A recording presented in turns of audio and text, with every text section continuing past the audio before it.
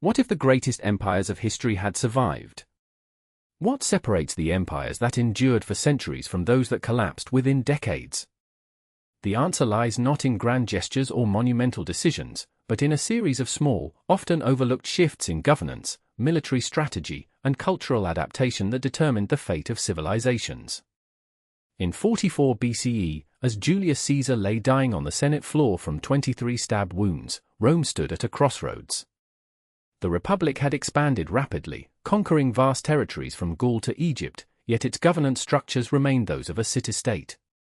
This fundamental mismatch between imperial reach and administrative capacity would plague many empires throughout history. The true challenge is not conquest, but governance, remarked Rufus Wentworth, a prominent 19th-century historian who dedicated his life to studying imperial collapses. His analysis of Rome's transition from republic to empire revealed a pattern repeated across civilizations. The most successful empires made critical adjustments in 5 key areas: administrative systems, military organization, cultural integration, economic structures, and succession planning.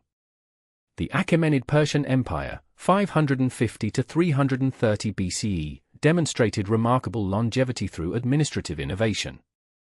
King Darius I, ascending to power in 522 BCE, inherited a sprawling territory stretching from the Indus Valley to the Mediterranean. Rather than imposing direct rule from the capital at Persepolis, Darius implemented a revolutionary system of 20 provincial satrapies, each under a governor accountable to royal inspectors known as the king's eyes and ears. This decentralized yet supervised approach allowed for regional autonomy while maintaining imperial cohesion. By contrast, when Alexander the Great conquered the Persian Empire in 330 BCE, his lightning-fast military conquests were not matched by administrative reforms. Despite adopting some Persian customs, Alexander failed to establish sustainable governance structures. Upon his death in 323 BCE at age 32, his vast empire rapidly fragmented among his generals. What took the Persians 2 centuries to build collapsed within a decade after Alexander's passing. Administrative continuity requires both centralized vision and localized implementation, wrote Daphne Ellsworth, the preeminent authority on comparative imperial systems at Oxford University. Her research highlighted how the Han dynasty of China, 202 BCE to 220 CE, refined its bureaucratic structures through the adoption of Confucian principles and civil service examinations, innovations that would sustain Chinese imperial governance for over 2 millennia. The Han Emperor Wu, reigned 141 to 87 BCE, institutionalized a meritocratic bureaucracy by establishing the Imperial University in 124 BCE and implementing regular examinations to select officials. This seemingly small shift, choosing administrators based on demonstrated knowledge rather than aristocratic birth, dramatically improved governance quality. The examination system, refined over centuries, created a class of professional administrators whose expertise and loyalty to Confucian principles provided stability even through dynastic transitions. Military organization represented another area where small adjustments yielded outsized results. The Roman Empire's longevity owed much to its adaptable military structure. Following the Marian reforms of 107 BCE, Rome transitioned from a citizen militia to a professional standing army with standardized training, equipment, and career paths. This professionalization created a military force capable of both conquering new territories and defending existing ones. Even more significant was Rome's flexibility in incorporating military innovations from defeated enemies. After facing Hannibal's superior cavalry during the Second Punic War, 218 to 201 BCE, Rome developed its own formidable mounted forces. Similarly, encounters with Parthian horse archers led to the creation of specialized Roman auxiliary units. This willingness to learn and adapt, rather than rigid adherence to tradition, extended Roman military effectiveness for centuries. The greatest strategic advantage is not superior force but superior learning, observed General Robert Warrington, analyzing ancient military systems at West Point in the early 20th century. His comparative studies showed how empires that failed to adapt militarily, like the Byzantine Empire's over-reliance on heavy cataphracts despite the changing nature of warfare, ultimately found themselves vulnerable to more innovative adversaries.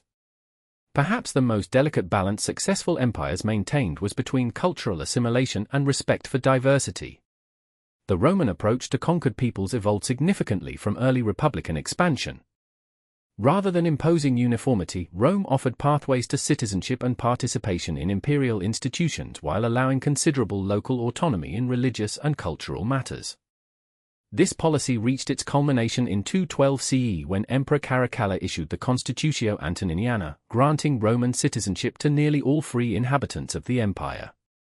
This seemingly idealistic decree served practical purposes, expanding the tax base and military recruitment pool while fostering imperial unity.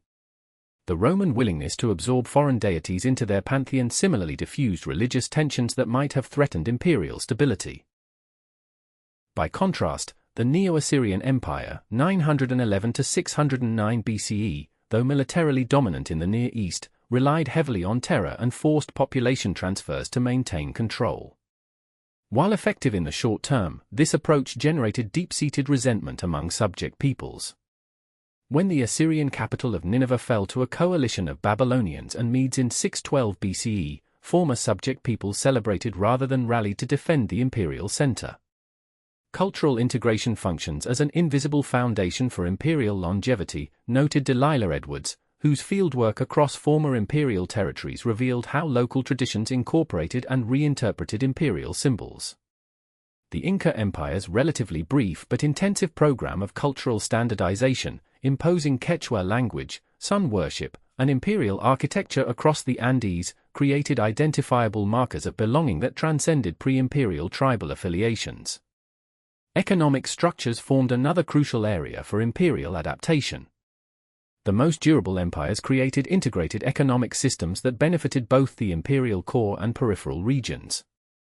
The Song dynasty of China, 960–1279 CE, demonstrated remarkable economic sophistication through innovations in currency, agriculture, and commerce.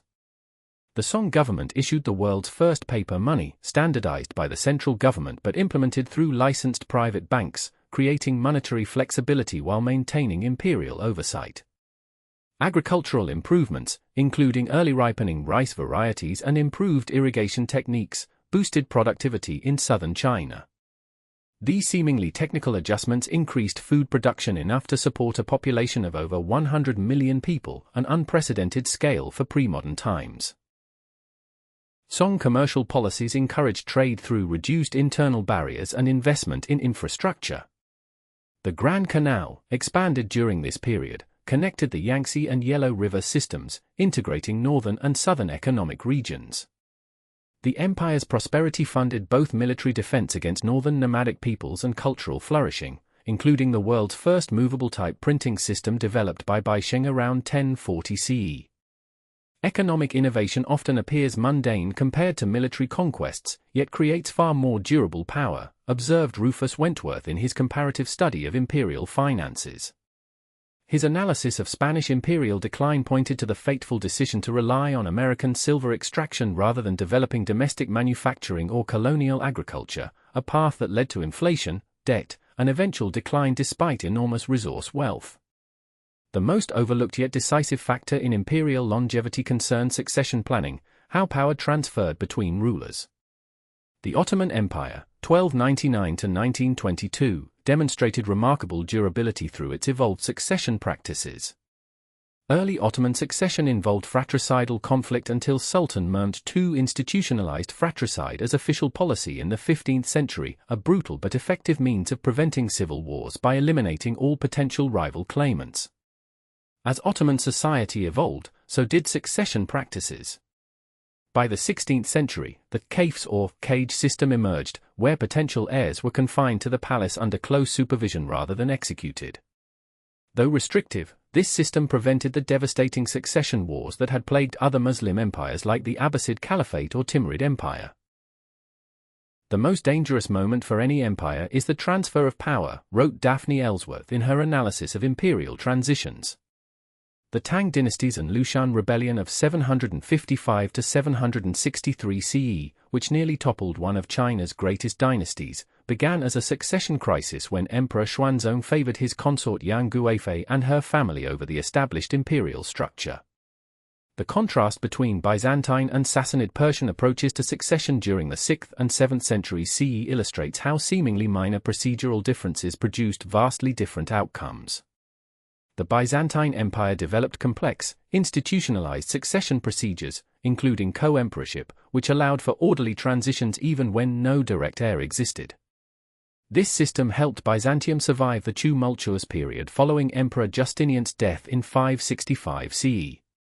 The Sassanid Empire, despite sophisticated administrative and military systems, lacked clear succession protocols.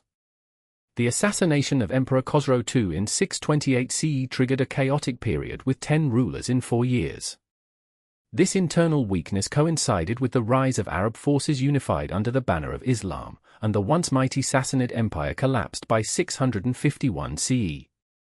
When we examine imperial collapse, we often find the seeds were planted during moments of apparent triumph, noted Robert Warrington in his studies of strategic overextension. The Macedonian Empire under Alexander, the Mongol Empire under Genghis Khan, Napoleon's French Empire, all achieved spectacular military successes that outpaced their administrative capacity to consolidate gains. The pattern repeats across history. Successful empires implemented incremental adjustments in governance that allowed them to manage the contradictions inherent in ruling diverse territories. The British Empire's gradual transition from direct colonial rule to Commonwealth relationships exemplifies how adaptive governance extended imperial influence even as formal control receded. What lessons do these historical patterns offer for modern organizational leadership and international relations? First, administrative systems must evolve with scale. As organizations grow, governance structures designed for smaller entities become inadequate. The Persian satrap system and Chinese civil service examinations demonstrate how decentralized implementation can coexist with centralized vision. Second, military and security approaches require constant adaptation. Rome's willingness to learn from defeats and incorporate enemy tactics provides a model for organizational resilience. Institutional learning matters more than initial technological or resource advantages. Third, cultural integration succeeds when it balances unity with diversity. Rome's extension of citizenship and religious tolerance created buy-in from provincial elites without demanding cultural uniformity. Modern nations and international organizations face similar challenges in building cohesive identities while respecting cultural differences. Fourth, economic systems must deliver broad-based benefits. The Song dynasty's investments in agricultural innovation, transportation infrastructure, and monetary flexibility created prosperity that strengthened imperial cohesion. When economic gains flow primarily to central elites, as in late imperial Spain or Bourbon France, the foundation of power erodes. Finally, succession planning determines long-term stability. Byzantine protocols for peaceful power transitions allowed that empire to survive crises that toppled its contemporaries. Modern organizations and political systems similarly benefit from transparent, institutionalized leadership transitions rather than personality-driven structures. These small shifts in governance, military organization, cultural integration, economic structures, and succession planning separated empires that endured for centuries from those that collapsed within generations. The most successful imperial systems adjusted continuously, implementing incremental improvements rather than clinging to traditions that no longer served their purposes. As we navigate an increasingly complex global environment, these historical lessons remind us that adaptation happens not through revolutionary upheaval, but through purposeful, sustained adjustments to changing conditions. The empires that lasted were not those that conquered the most territory in spectacular campaigns, but those that governed effectively through small, cumulative improvements in how power was exercised and maintained.